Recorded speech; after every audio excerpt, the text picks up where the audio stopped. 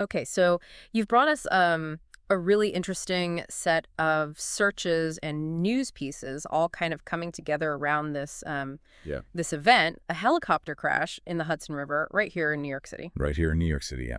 So our mission today is to try to pick this apart and see what we can find out. Yeah, exactly. I mean, just glancing at what you've been searching, it seems like there's a couple of different things that you're really zeroing in on. Uh-huh.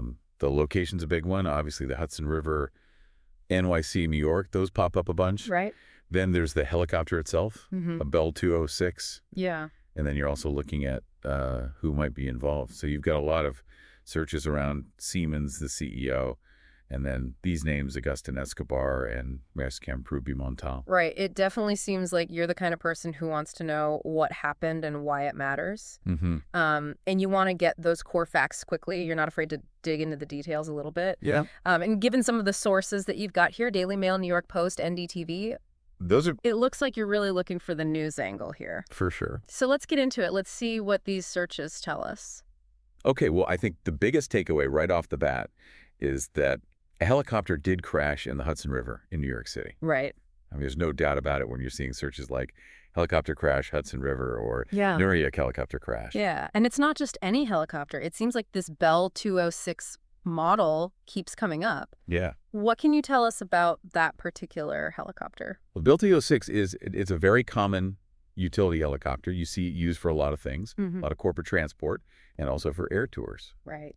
which would make sense why it would be in a busy urban environment like New York City, Okay, so maybe that's why you're interested in this particular model. potentially, yeah. One of the things that really jumps out to me is this connection to Siemens.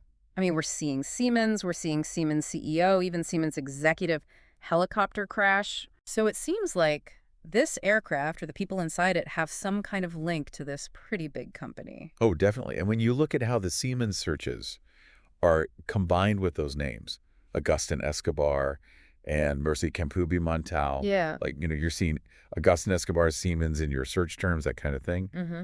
It really implies that these are individuals connected to Siemens who could have been involved in the crash somehow. Right. So it seems like you're right to be focusing on their potential link to this whole thing. Now, as far as location goes, beyond just the Hudson River itself, Right. we also see the term Pier 40 show up a couple of times. Oh, yeah. What's the significance there? Well, Pier 40 is a pretty well-known pier in Manhattan right along the Hudson River. Okay. So when that's mentioned, it kind of points to the crash happening somewhere around there. Gotcha. Now, it's interesting you also searched Jersey City, which is right across the river. Yeah. So while the crash itself seems to be tied to Pier 40, you might be thinking about other aviation incidents Mm-hmm. that have happened in the wider New York Harbor area. Right. Or just thinking about the area more broadly. Yeah, absolutely. Now, you also look for video of helicopter crash, NYC. Of course. I mean, I think it's pretty natural to want to see what happened. Oh, absolutely. I mean, especially in today's news cycle with everything being so visual, Right. looking for video footage is a really common way to try and understand the reality of an event like this. Yeah. You want that kind of tangible sense of what went down. Exactly. And going back to the more technical side of things, one of the searches that I find really fascinating is Jesus Nut helicopter. Oh, yeah. For someone who might not be familiar with that term, what is that all about? That's a great question. The Jesus nut is a pretty crucial part of some helicopters. Okay. It's a single bolt that holds the whole main rotor assembly onto the mast. Got it. And if that thing fails, the consequences are really bad. So the fact that you searched for that suggests that you were interested right away in whether mechanical failure could have been a cause, or at least something investigators would look into.